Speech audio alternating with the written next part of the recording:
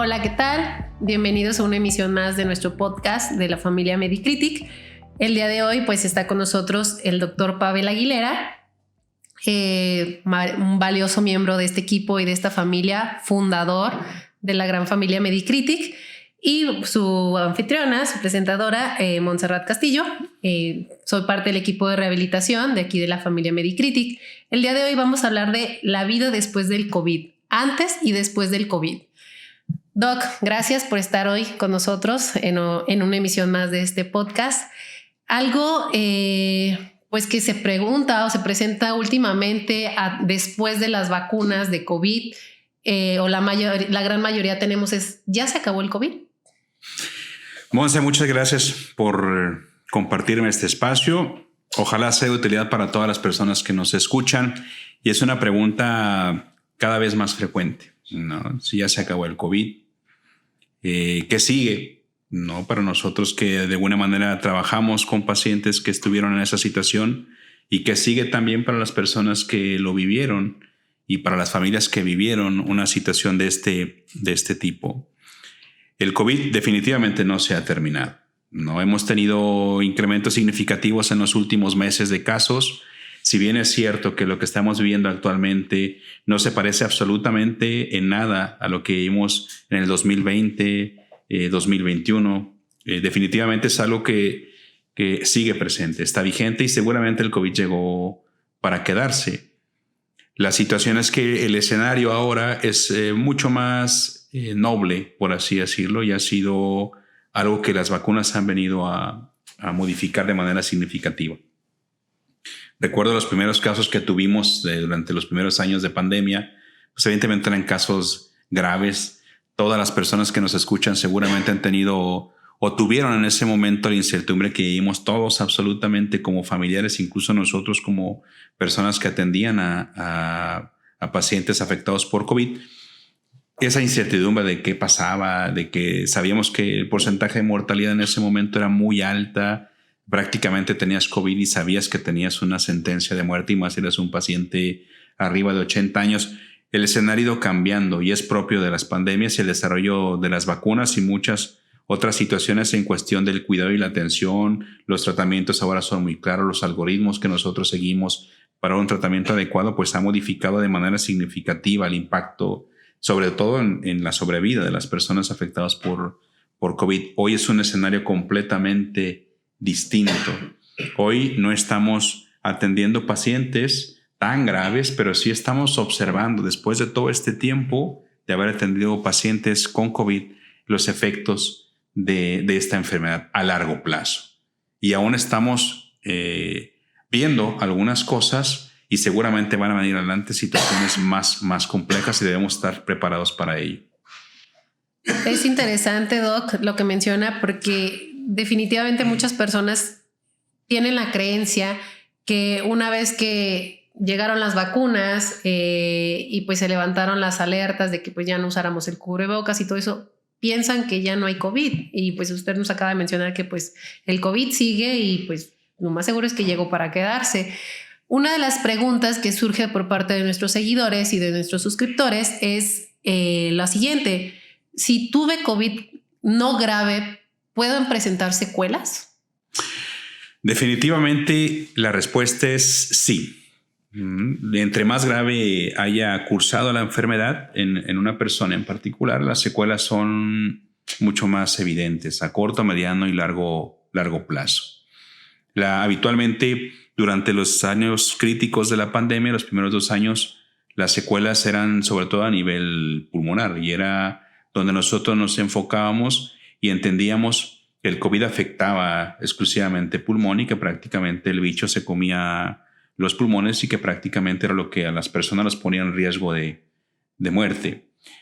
Ahora, afortunadamente, las cosas han cambiado.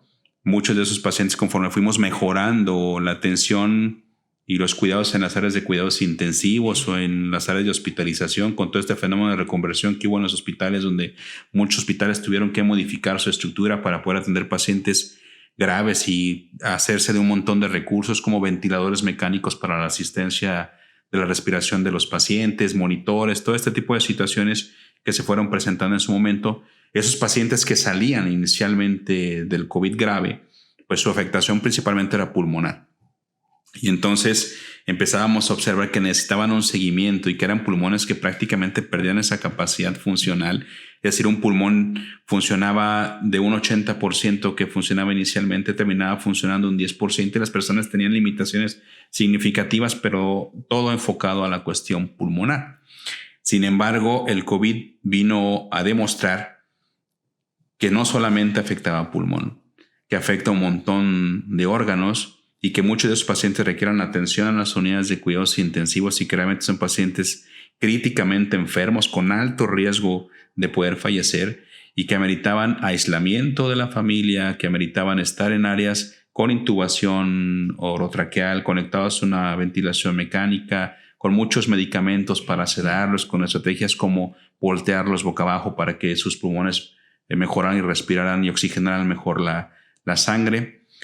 Todo esto llevó a que muchas de esas personas durante su atención desarrollaran el llamado síndrome de postcuidados intensivos, que en algún momento tocamos aquí en el podcast. Y realmente fue una situación que a nosotros nos alarmó y que sabíamos y nos dio luz para saber hacia dónde teníamos que dirigirnos, sabiendo que esos pacientes no solamente se quedaban en salvo de la unidad de cuidados intensivos y muy en mi casa con un concentrador de oxígeno. Teníamos que atender, ¿no? Prácticamente todo lo que involucra que una persona vaya a casa con limitaciones no solamente en la capacidad pulmonar, limitaciones físicas, limitaciones cognitivas, personas que lamentablemente no podían reincorporarse a su área de trabajo porque tenían una memoria distinta, ya no podían retener ciertas cosas. Hay publicaciones donde es muy claro con las evaluaciones que se hacen el deterioro que tienen en cuanto a cuestión motrices finas. Tenían problemas para agarrar lápiz, no podían utilizar tabletas, teléfonos celulares. Las personas sabían que empezaban a olvidar las cosas y eran personas que habían afectado de manera significativa su calidad de vida. Y a largo plazo estamos todavía viendo y estamos pasando y pagando el precio de ese tipo de situaciones que no se atendieron oportunamente. Híjole, la verdad es que es una enfermedad que ha venido a enseñarnos a todos, porque es algo que demostró el COVID, que pues creo que vino como a sacudir el mundo de toda el área médica, porque no se estaba preparado para enfrentar este tipo de situaciones o esta enfermedad. ¿Cómo enfrentó Medicritic el COVID? ¿O cómo ha enfrentado Medicritic esta parte del COVID? Medicritic como familia precisamente nace de esa necesidad que nosotros identificamos oportunamente con estos pacientes que tuvimos la oportunidad de atender. Medicritic nace con la pandemia y nace para atender a pacientes que tenían situaciones de gravedad y que necesitaban un tratamiento y un seguimiento después de haber cursado con esa enfermedad. Recuerdo perfectamente que al inicio nosotros trabajamos en un hospital Country 2000 y estuvimos muy pendientes de todos los pacientes que atendíamos en el área crítica. Fue un hospital que se reconvirtió completamente para poder ofrecer los servicios adecuados. Todo el grupo de trabajo Medicritic estuvo durante los primeros años de la pandemia 24/7 en ese hospital. Mucho recurso se invirtió en recurso material, recurso humano, la participación activa de todas las personas y de todas las categorías, intendencia, enfermería, todos los que estábamos ahí en esa área asignada que decíamos la famosa torre COVID, que prácticamente era una sala completa de hospitalización, 2 salas completas, el área de urgencias, el área de terapia intensiva, donde atendíamos pacientes graves. Y entendíamos que pues no era solamente el atenderlos del área médica, entender que un paciente grave en ese entonces, en ese momento, meritaba muchas cabezas pensando al mismo tiempo, cada quien enfocándose en una parte muy, muy particular para poder tener los mejores resultados. Nosotros como médicos, la doctora Claudia Estrella, la doctora Adriana Cepeda, que son parte de la familia Medicritic, ahí empezamos a trabajar como equipo y entendíamos lo complejo, la complejidad a lo que nos estábamos enfrentando. Y no era posible que solamente el área médica pudiera con todo eso. Y entendimos que necesitábamos participación de nutriólogos, necesitábamos participación de fisioterapeutas, necesitábamos la participación activa de personas que acompañaran a la familia, y más porque en ese momento la situación para la familia era muy triste. Ellos entregaban un paciente al hospital, al área de cuidados intensivos, a las salas de hospital, y probablemente nunca lo iban a volver a ver, porque eso era lo que generaba inicialmente la pandemia, esa incertidumbre, donde el contacto se perdía completamente. Entonces, entendimos que debíamos abordar desde un enfoque interdisciplinario a una persona con esas características.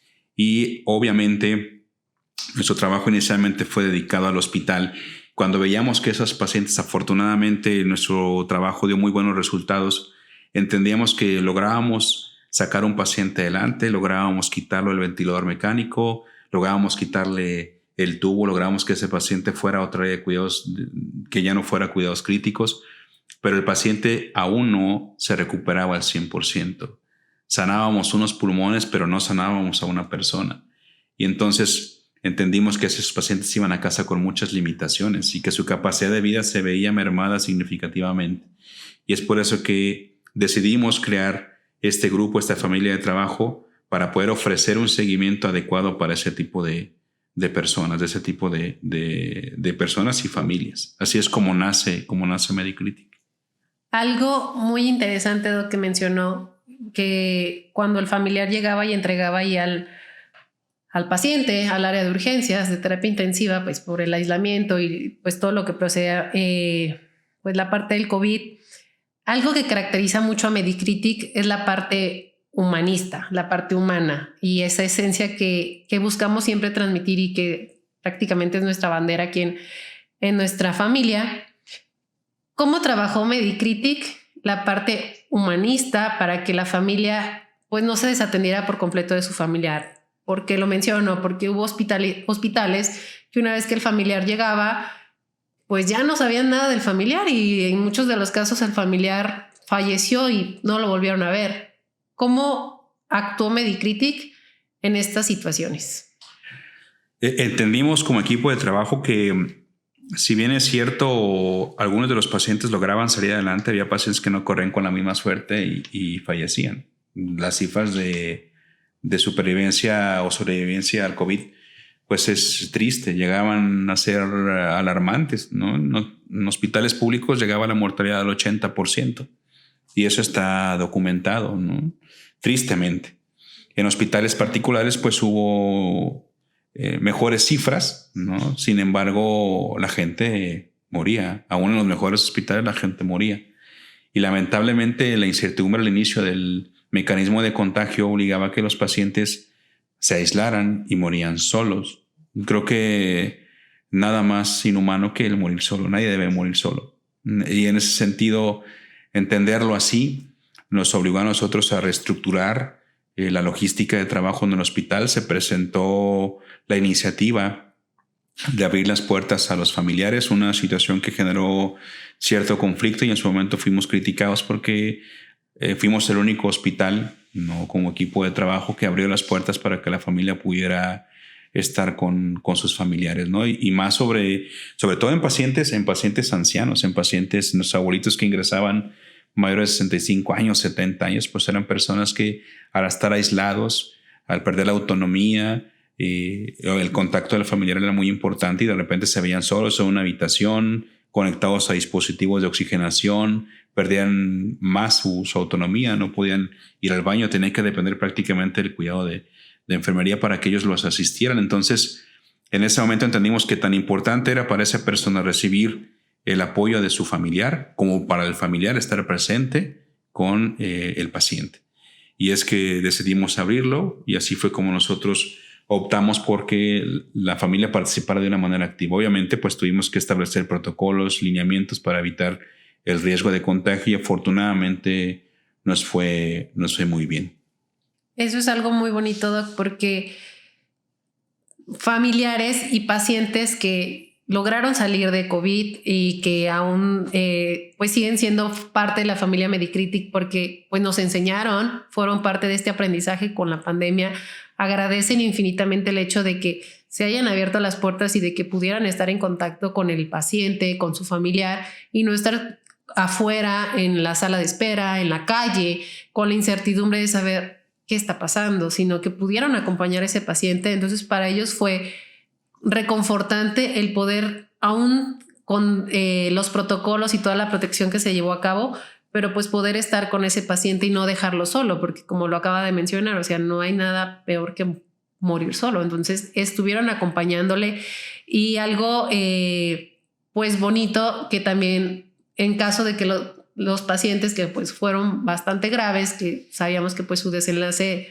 pues no iba a ser nada alentador, pues tuvieron la parte del acompañamiento tanatológico. Entonces eso creo que también fue una apertura muy buena, tanto para la familia, para el paciente, para el equipo médico, porque nos enseñó otra parte que también estamos hablando del cuidado tanatológico o del acompañamiento para el morir, que no es nada más, no, pues se va a morir y ya, sino que tienes que acompañar a ese familiar y vivir esa parte del duelo, prepararlo para, pues, cómo vas a afrontar la situación. Sí, justo fuimos creciendo y entendiendo, nos enseñó mucho la pandemia. Si bien es cierto que nos quitó un montón de cosas, nos ha dejado mucho más y ha fortalecido a la familia Medicritic, y afortunadamente hemos entendido muy bien la importancia de la intervención de todas las áreas. Y el área de cuidados paliativos, en este caso el área de acompañamiento terapéutico, ahí fue dando mucho de qué hablar, precisamente por el importante papel que jugó en esos escenarios en los cuales la curación no era posible, donde sabíamos que la curación no era posible, sabíamos que ese paciente iba a fallecer. Optábamos por mejorar ese proceso, la experiencia de ese proceso, que fuera lo menos doloroso posible, y participó de manera activa Manny, que en algún momento va a estar aquí con nosotros compartiendo algún tema de podcast. Jugó un papel fundamental, y ella es parte también esencial de la familia Medicritic, entendiendo que el acompañamiento no solamente es para aquella persona que vaya a morir, el acompañamiento es para todas aquellas personas que viven una situación difícil en este escenario, y evidentemente tienen la necesidad de ser acompañados, que vivan el proceso, que entiendan el proceso, y creo que ella juega un papel fundamental, y así lo va a hacer saber cuando tengamos la oportunidad de platicar con ella. Sin duda alguna. La verdad es que la parte de los cuidados paliativos pues juega un papel muy importante, no solamente en el paciente con COVID, sino en todos los pacientes hospitalizados en estado crítico. O sea, ¿por qué? Porque nos estamos preparando para algo, y además de que nos habla, pues seguimos hablando la parte del humanismo, ¿no? O sea, de que no es dejar hasta que el paciente ya no pueda más, sino también de preparar tanto al paciente como a la familia, pues cuando sabemos que pues, el desenlace pues va a ser fatal y no hay una mejoría alguna. Alguna de las preguntas también, Doc, que hemos estado recibiendo mucho en nuestras redes sociales y en cuanto a los temas que quieren conocer, es qué cuidados debe tener un paciente después de haber estado grave por COVID. De los cuidados, creo que hablar de cuidados después del COVID nos obliga a tener claro los escenarios. ¿Qué vamos a hacer con una persona después de haber estado grave?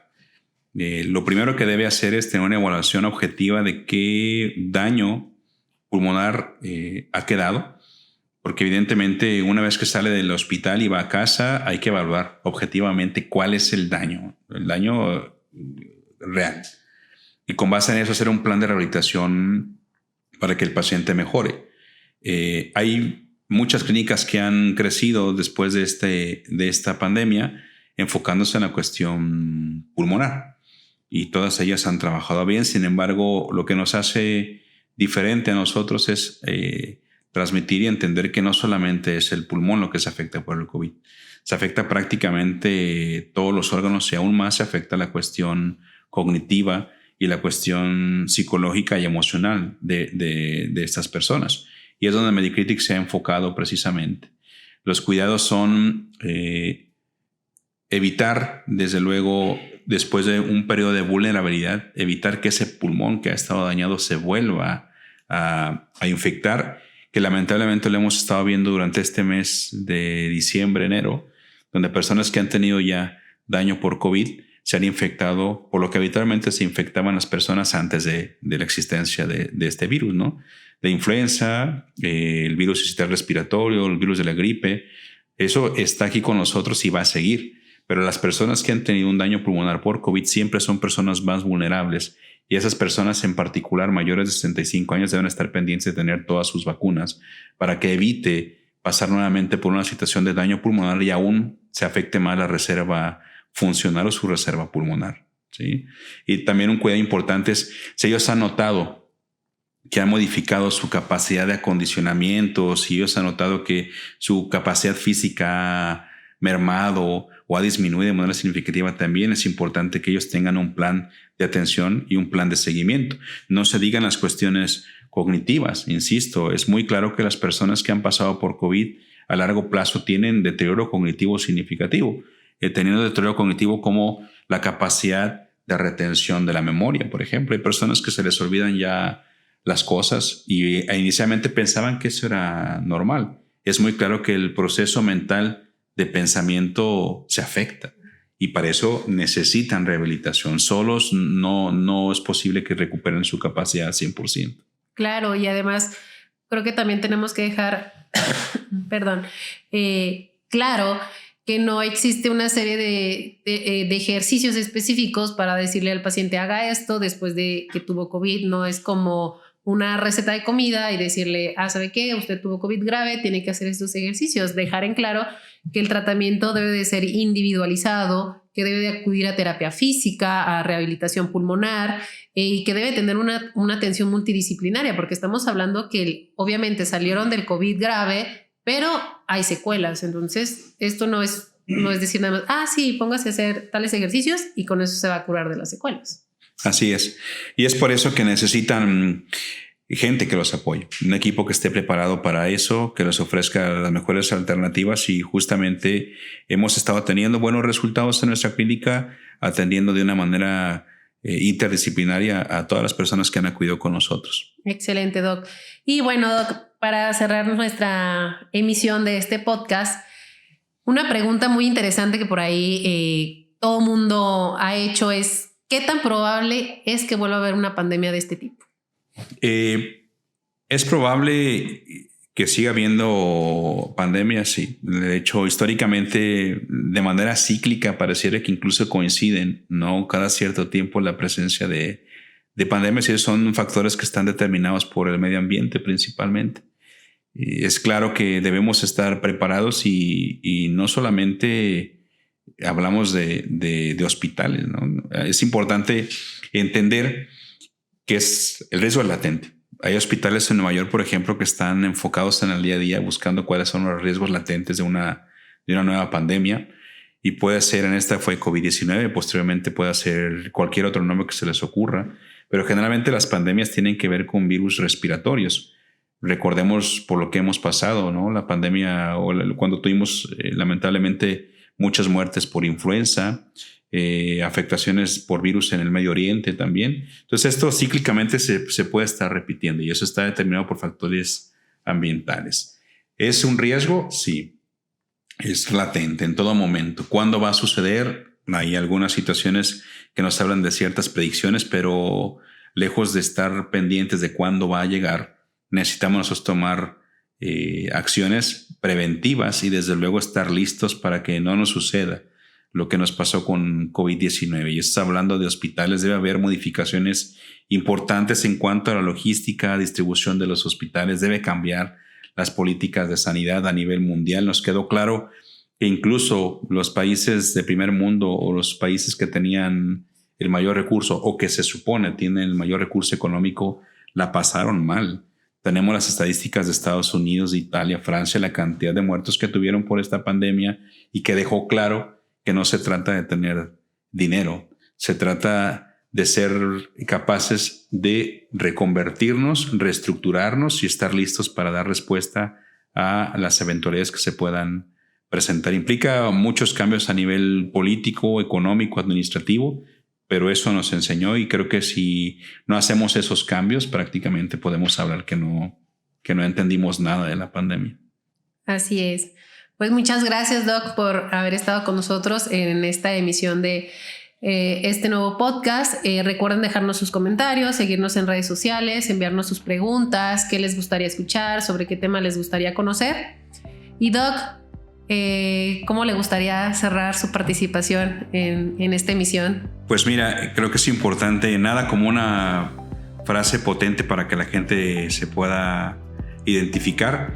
Y hablando de todas aquellas personas que vivieron una enfermedad por COVID, porque pasaron por esa situación triste y que aún muchos de ellos tienen secuelas y que aún son personas que no se reincorporan completamente a su actividad cotidiana, pues evidentemente un consejo es: perder la paciencia es perder la batalla. Nos vemos. Muchas gracias. Gracias. Hasta luego.